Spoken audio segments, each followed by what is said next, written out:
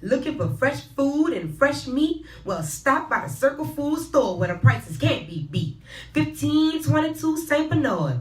1522 St. Bernard in New Orleans, LA, baby. We survived the storm. What's going on, everybody? This is your boy Big T, and listen, we are live on IMBT.net, Soul Saving Radio, and listen, we want to welcome our guest, Mr. Larry Rader, on today. How you doing on today? Good. All right. How are you? I'm doing pretty good. Good. So, good to be here with you. Hey, and we're glad that you're here also. So, man, go ahead and introduce yourself to everybody that's tuning in. Okay, so my name is Larry Rader, and I am a candidate for Congress for the 3rd Congressional District of the Lafayette area, which is from Morgan City all the way up to Opelousas. If you go east, it's from Henderson all the way towards the Texas line. So it's a fairly large district that I'm going to represent. So, man, let me ask you, what made you actually want to go into politics? Well, you know, that's a good question. It's a good question, and I think with all the things nationally that's taking place, it's something that we need to pay attention to. Right. And if you're not paying attention to it, then you don't have the right to complain. Right. So I was paying attention to the things that was taking place, not only that's taking place now, but even prior to that, because this is my second time running for the same seat. We came out third in the first run, and hopefully we're doing some things different from what we did the last time. So we expecting to win this time around. But there's a lot of things that's going wrong. There's mental health, just to pick off on where you guys were on the prior show you had, and that's one of my pet peeves as a veteran. I served in 2 branches of service, the Army as well as the Air Force. I'm a Vietnam era veteran. And so when I look at our country and where it's heading, my biggest thing is that I think we're going to lose our democracy if we're not careful and we're not vigilant about what's happening within our country. Right, and since, man, we are talking about politics on today, and I'm pretty sure everybody out there want to hear about this right now. What is your view on our current President Donald Trump? Well, that's a good question. I'll tell you, you know, I do respect the presidency of the United States. I think that is a powerful seat he's sitting in. I don't agree with his policies. I don't think where he's bringing the country is the right place where he's bringing us. I think he's creating a lot of division, and I think a lot of it is unnecessary. I had a conversation when Donald Trump first won with one of my constituents, and he said, "What do you think he can do to improve?" I said, "Stop tweeting." Right. Stop tweeting. Right. You know, all the negativity, stop it, man. I mean, you know, the president is supposed to bring us together and not separate us, and which we have to be careful of, is these young kids out here are looking for him or towards him for leadership. Right. And he's not able to provide us with the leadership we need, especially in the minority community where leadership is a must in our community. Man, so nowadays it just seems like any and everybody could become a president now. Well, you know, he lowered the bar. Right. Yeah, he really lowered did. the bar. He did. and after President Obama, I mean, he tried to do so much for the American people, and every corner he turned, he was stopped. Right. And so this is where we are now. This is our place in history. And I think when we look back at history, I think it's going to be remembered as a very, very bad time. But you know, God has a reason for everything. And I think Donald Trump's position that he has now is giving us the opportunity to wake up. Right. To wake up and go out and do what we need to do. And that's one thing we need to do, and that's go and vote. Right. We need to vote in record numbers this year to turn things around because, listen, they control the Congress, you know, which is the legislature, the representatives. They control the Senate. They control the presidency. And I'm talking about the Republican Party right now. So the only way to stop Donald Trump is for the Democrats to take over the House of Congress and also to take over the Senate. And only then will we be able to stop him from doing some of the things he's doing, which is literally destroying America, both home and abroad. Wow, man. So do you think, with him being in the seat, do you think he's going to have another opportunity to win president? No. I really do believe, and I pray that we take over the House.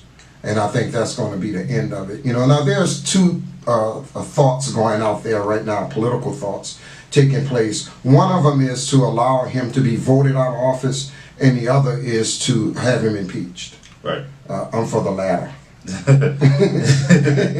So, man, let me ask you, if you was president, like, what are some things that you would do to try to change this country for the better?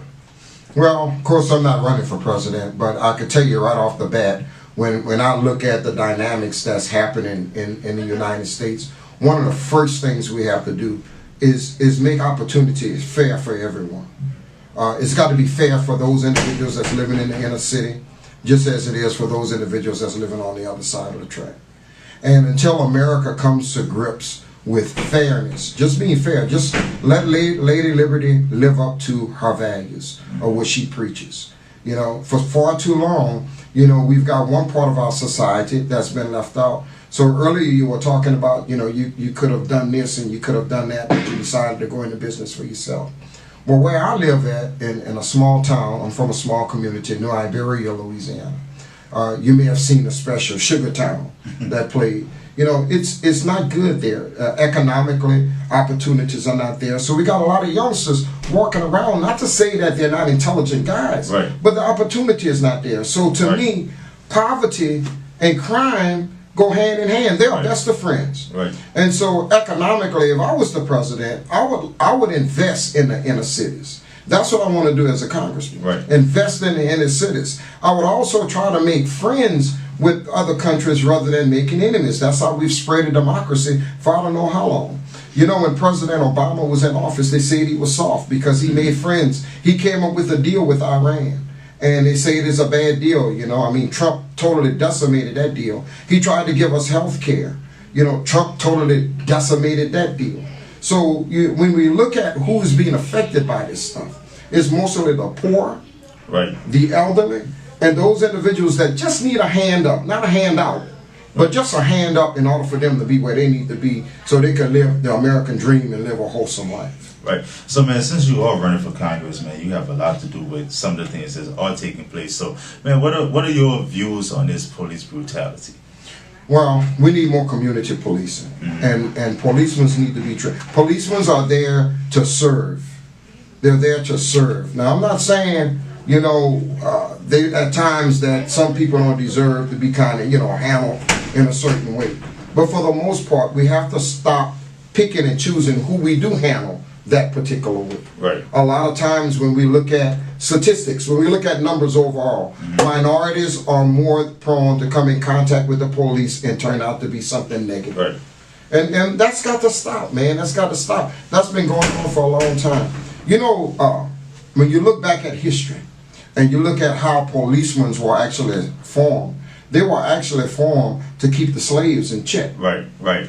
That's how they were actually formed. And so, some of that mentality is still there. I'm going out into the jungle and I'm going to do what I got to do because, things are not going good in my life and I've got a gun and I've got a badge so I can do what I choose to do. So, training is one thing, training. And when those individuals that are holding that badge and holding that gun, when they violate the people's trust, I think they should be punished for it.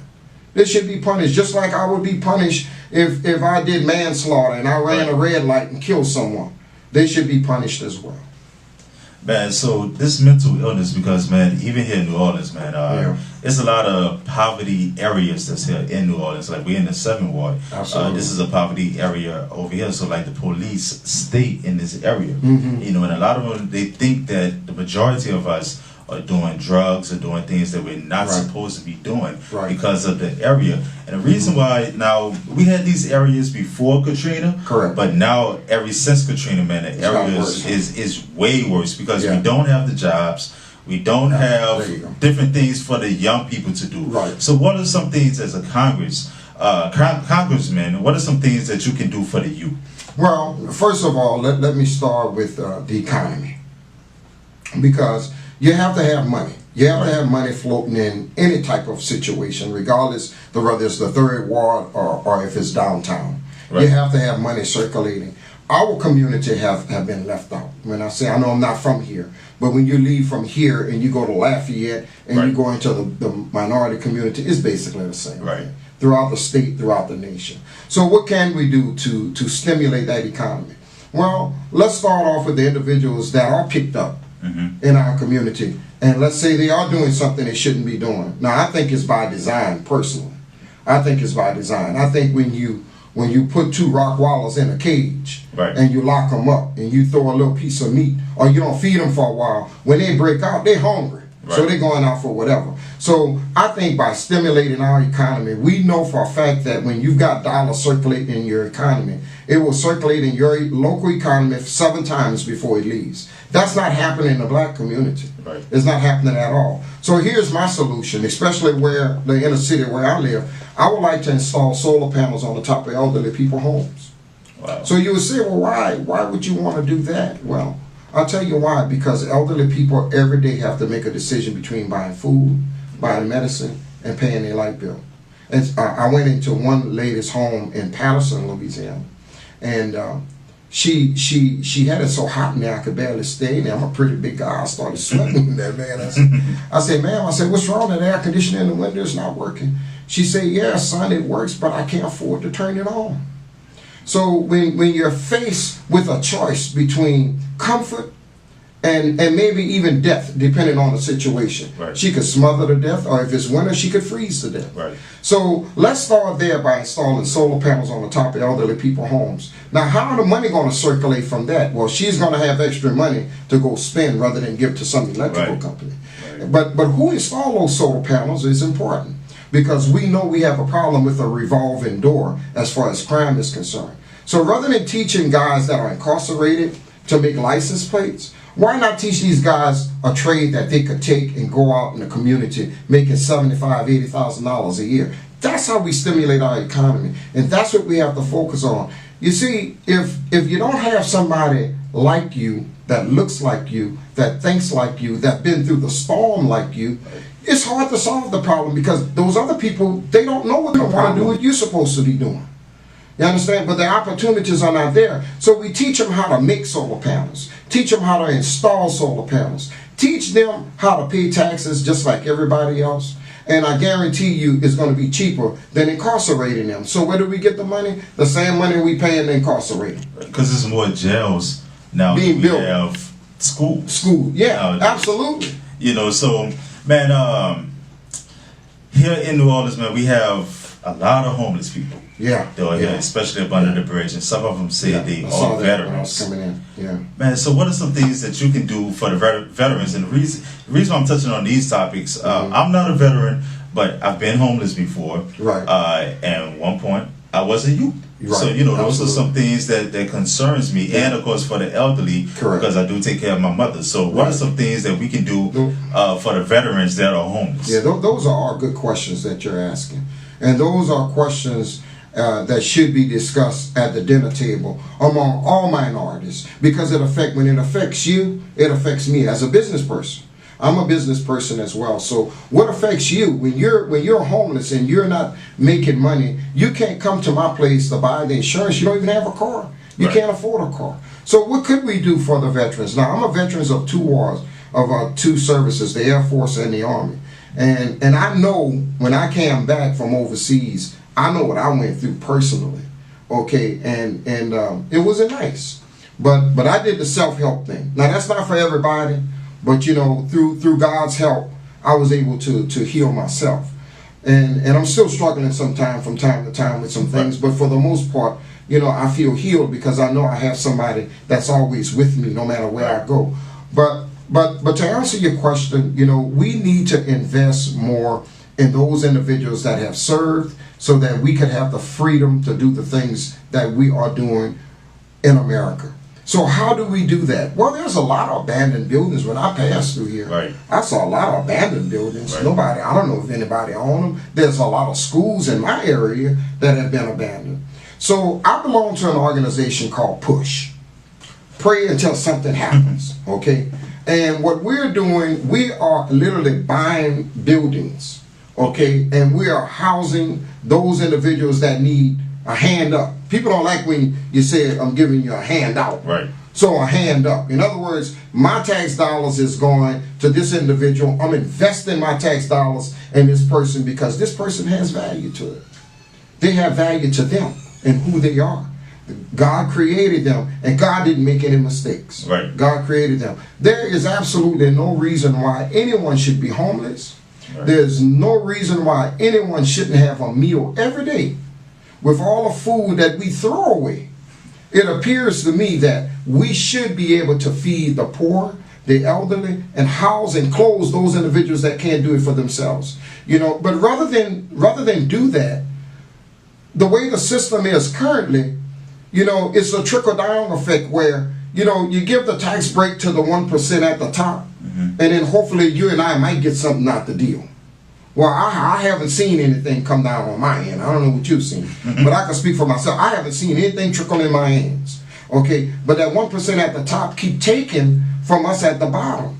So, you know, and the sad thing about it is a lot of white Republicans don't understand the fact that they're in the same boat that I'm in. Right. You know, and if they could hear the sound of my voice, they're not part of that 1%.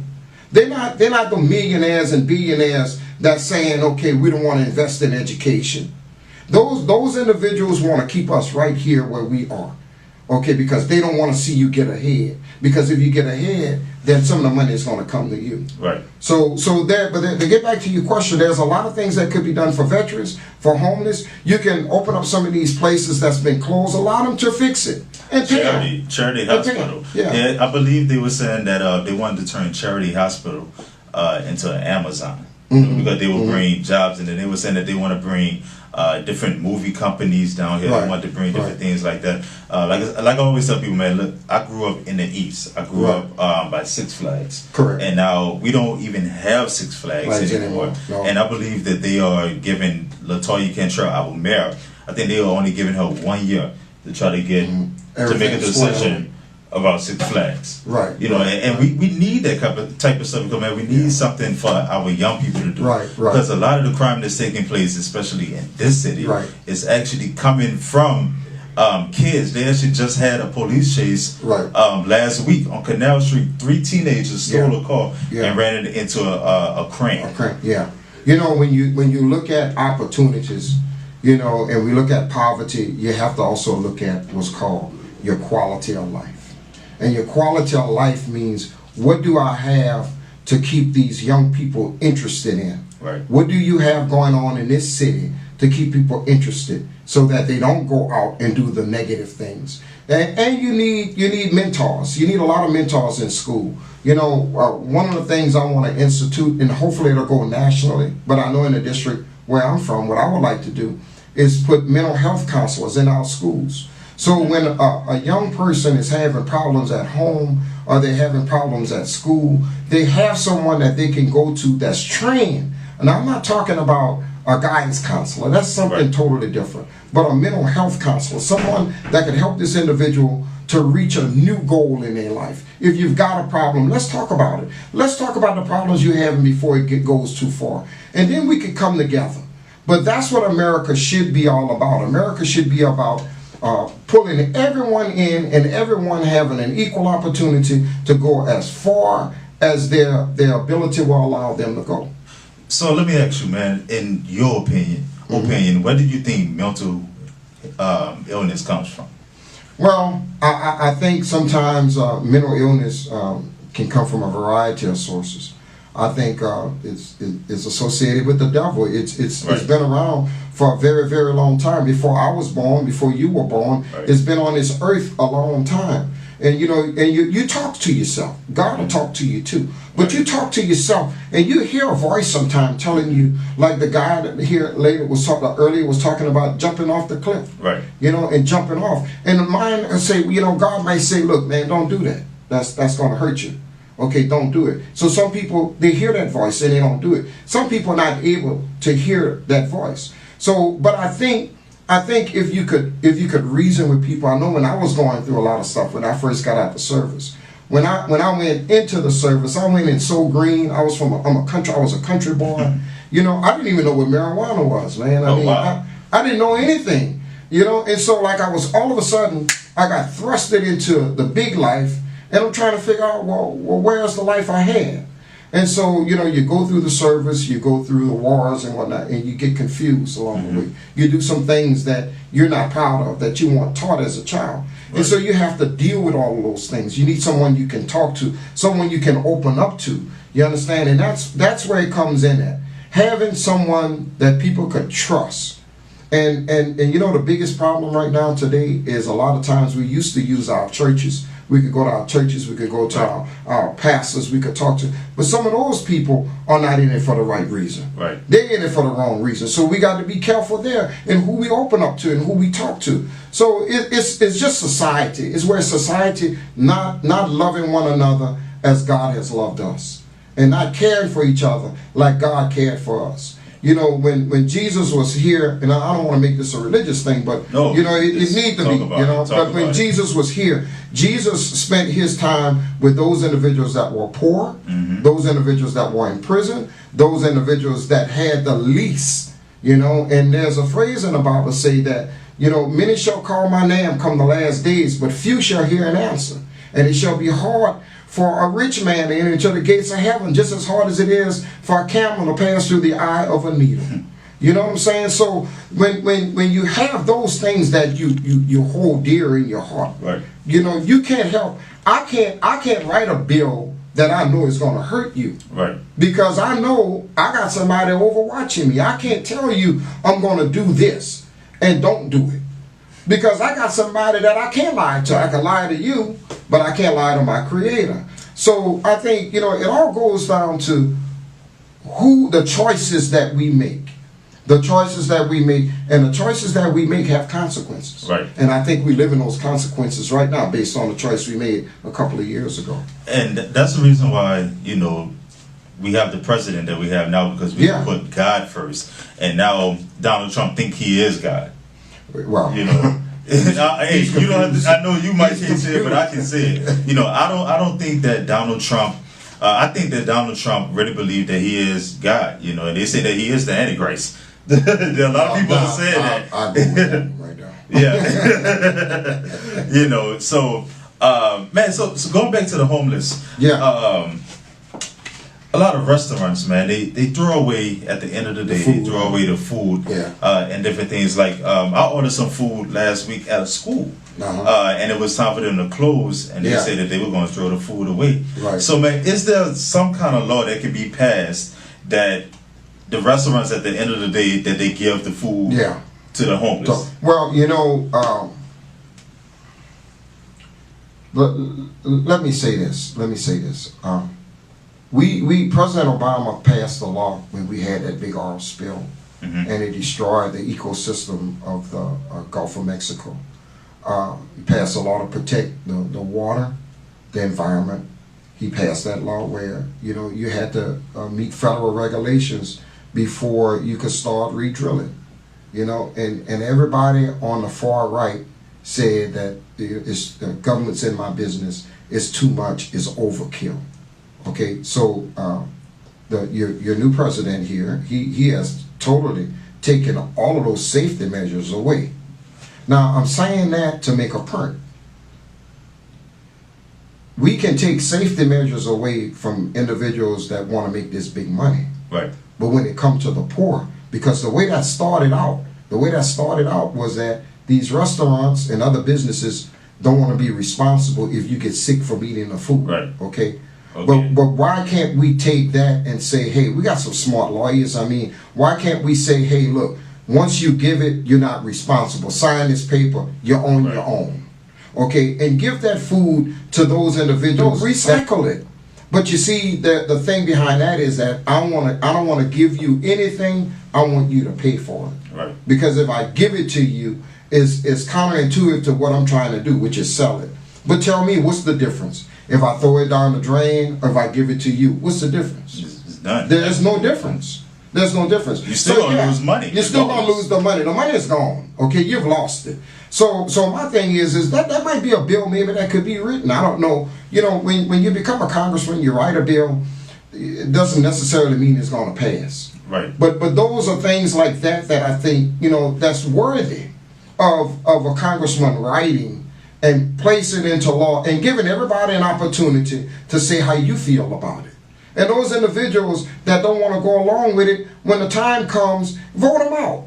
Congress is 2 years. Vote those people out. If you can't represent the district, if you can't represent the poorest of the poor, there's something wrong with you. Vote them out.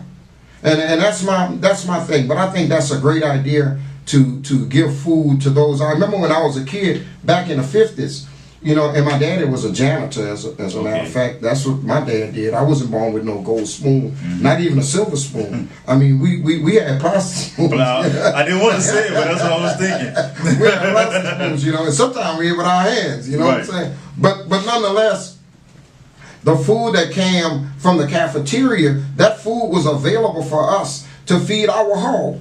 Now we had a hog called Oogaloo. The hog had a Tell name. me about this. Tell me about this hog.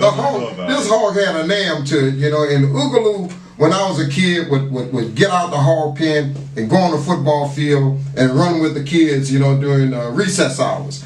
But Oogaloo was a hog that was fed slop from the schools, and when Oogaloo got up to a certain height or a certain weight, Dad decided during the winter to feed him corn. He thought he was living good. He thought he was living good. He got that corn, right? I thought he had the steak potatoes. He just didn't know that we were feeding him for something else for us. And so, you know, they shot him in the head, and they made whatever they had to do with him. But he fed us. That slop that was given to the hog was able to feed 8 children and 2 parents.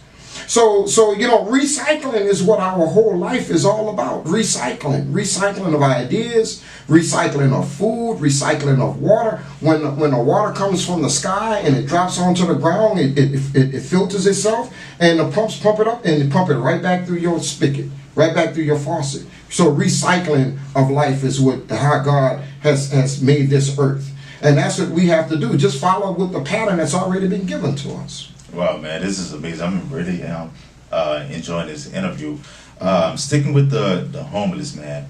Now we go out, Dion, myself, and a few other friends. We go out and we bless the community. I'm a musician, so me and my musician friends, we go out, we play music, we give food, we pray, we give toiletries, different things like that. Right. But one thing we're not able to do is help people when they are dealing with an illness. Like on last week, we went out.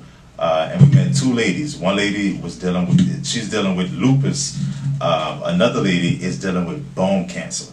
So is there anything, you know, and we've ran across people that's dealing with AIDS and different things like that. And when we try to talk to doctors, man, they look at us like we're homeless and different things like that. So what are some things that we can do to try to get some type of help for the homeless? Yeah, well, first of all, we're the only industrialized nation in the world without a health care plan in place. Now, Obamacare came out, you know, pre-existing conditions was a big thing, part of our health care, Obamacare. It was a big thing because prior to that, it wasn't covered. So if you had a pre-existing condition, if you had AIDS or lupus, and you tried to get the insurance company will say, "No, I'm not going to pay for that because you already had that before you came here." Okay, so President Obama, through the Affordable Health Care Act, eliminated that. Well, the far right, those individuals that loves that 1% tax at the top, have decided to take that out of the Affordable Health Care Act, and they're going to the Supreme Court to pass a law to make it totally impossible for pre-existing conditions to be covered for health insurance. Now we you know, what's so confusing to me is the fact that when I ran the last time, the last time I ran for Congress and we came out, I told you 3rd.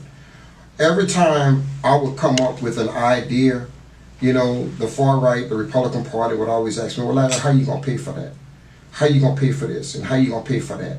And you know, I started buying into that stuff like, "Damn, man, I got to come up with a way to pay for this. I need to think outside the box."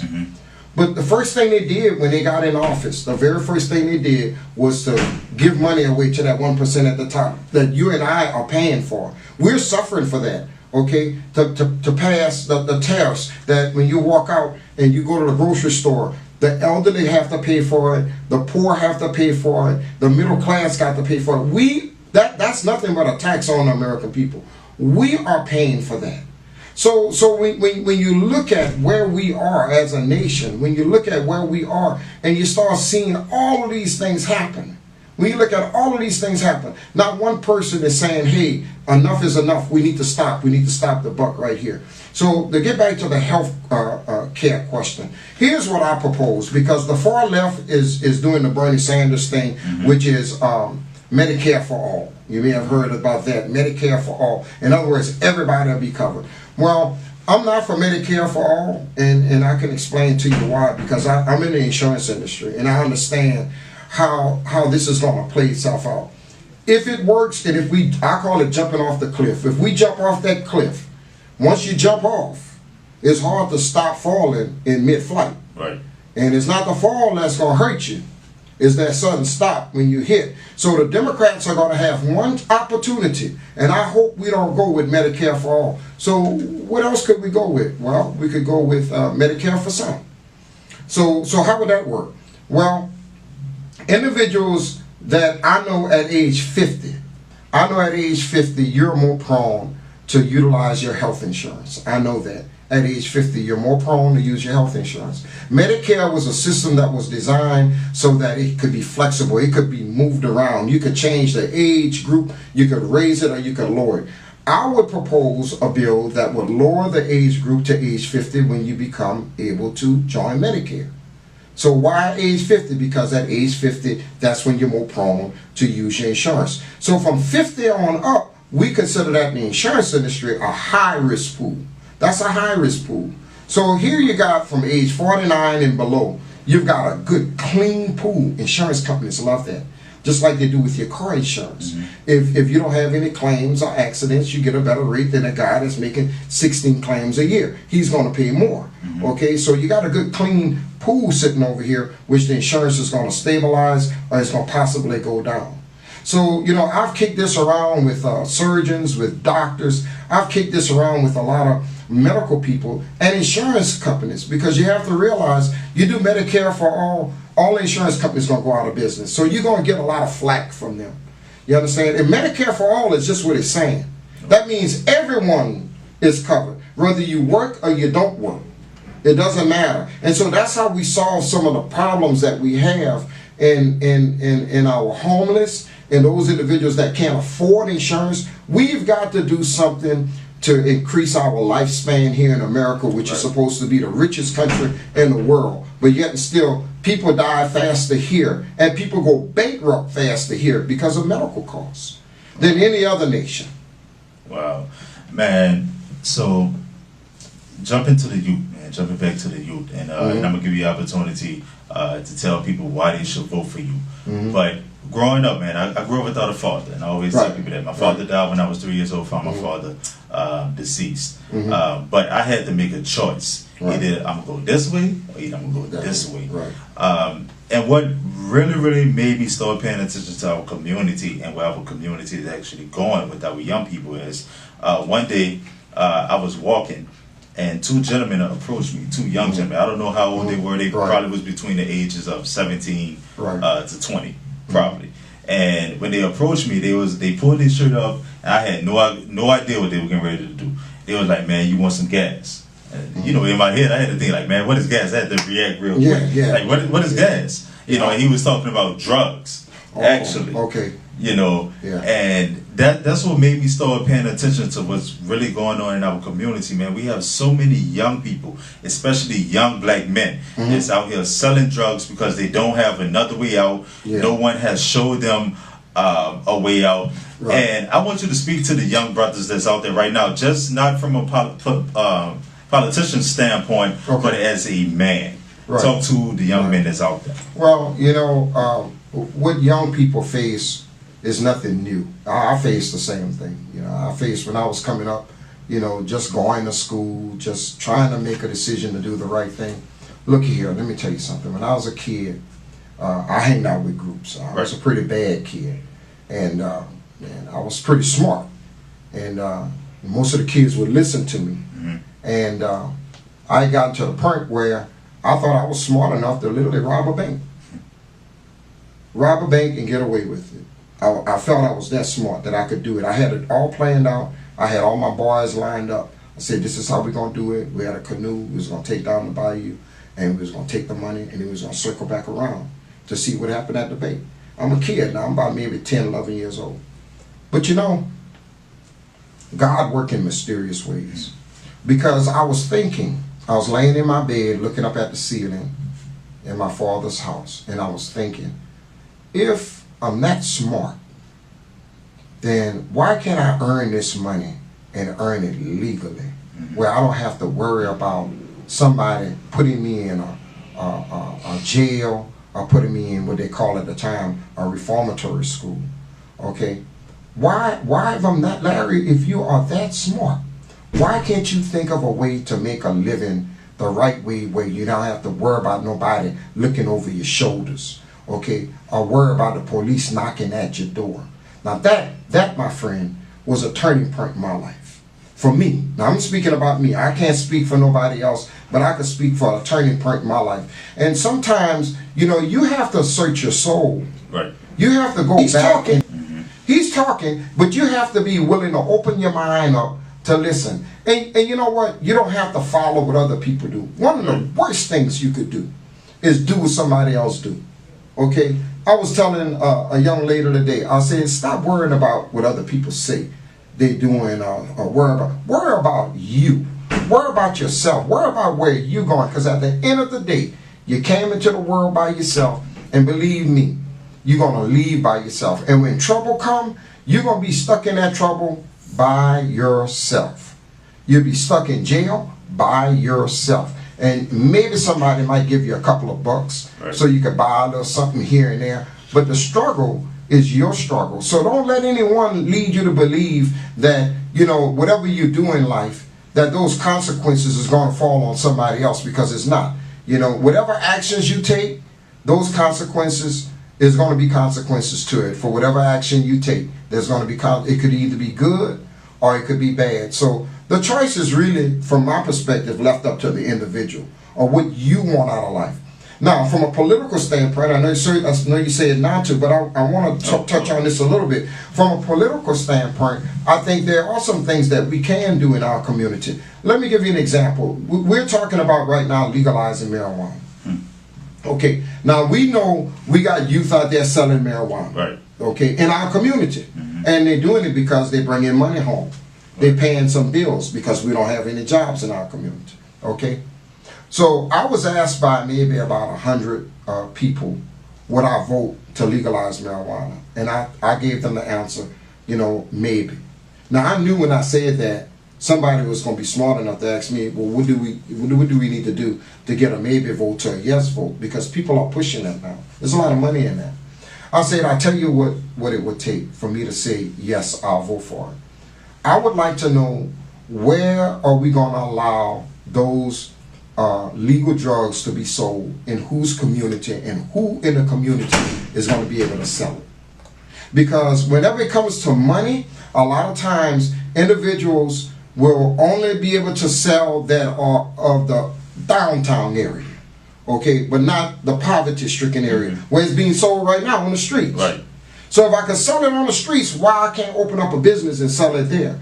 And so that's what we have to. That's why it's so important that you have someone sitting at that table when those decisions come down that can represent you and say, hey, wait a minute, no, we can't just keep doing for that side of the track. We got to do for this side of the track too. Let's make it fair. So redistribution of wealth is my thing. I believe we've been left out far too long. And until we redistribute some of this wealth, where it's coming back in our community like it was back, our community wasn't always like this. I mean, look, we were poor, but you know, there wasn't that much crime. Right. And you didn't look like it was poor, like the neighborhoods wasn't run down. That's the difference between then and now. And now, yeah. So there's a big exodus of money.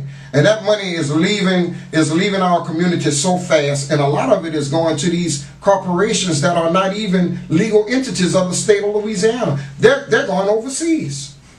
So those are the things we have to step up We have to step up as minorities and say, you know what, I want to be responsible for myself. That's what I did as a black man. I stepped up to the plate and I said, you know what, I'm going to open me up a business and I'm going to be responsible for myself. Because I can't depend on this man over here to be responsible for me. I know what he's going to do to me. He's going to do far worse to me than I'm going to do to myself. So, you know, take the chance, man, and God ain't going to let you fail. And if you do, it's a learning experience. This is my second time. I failed, and it's hard. When you fail doing something, it's hard. But it's a learning experience. It's a learning, and God is not going to let you go down a path without you gaining some type of knowledge from being on that path. That's what life is all about. Man, that's amazing. So this is what I need you to do. I need you to look into the camera right now and tell people why they should vote for you and how they can vote for you. Well, you know, individuals that are in my district, and my district runs from Morgan City all the way up to Opelousas. And then if you go east, it goes to Henderson.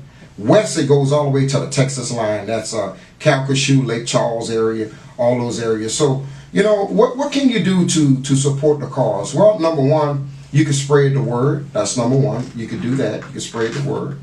And why should you vote for me? Why should you? Well, you need to have somebody in Congress that looks like you, think like you, that have been through the storm like you, that understand what your needs are, and is not ashamed and not afraid to walk through your community on a dark night. And if an individual will come to you only during the day, but not able to come to your community at night, that's probably one of those people that you will never ever see again after you pull that lever. You'll never see them again. So they may have some good talking points. They may talk better than me. They may look better than me, but you'll never see them again. You might see me again. You might see me shopping in Walmart, Super One, all these other places that exist that's within our community. So my thing is listen, pull number 25. That's my number 25. Pull the lever, go in the voting booth, take someone with you, pull the lever, 25. Once you do that, your job is done. The rest is left up to me. And if I don't do what I'm supposed to do in 2 years, vote me out too. Get somebody in there that's going to represent you. Not these big groups, not Donald Trump, not these big companies, but represent you. Once again, you guys, we would like to thank Congressman Larry Rader for stopping by IamBigT.net, you guys. And listen, we want to thank our sponsors of IamBigT.net, the Circle Food Store, Big Dog Movers, and Florida Leaf. Remember, if you guys would like to book IamBigT.net, just leave us an email, younganthony829@yahoo.com. And remember to tune in every day, all day, to IamBigT.net, Soul Saving Radio. Thank you guys for tuning in.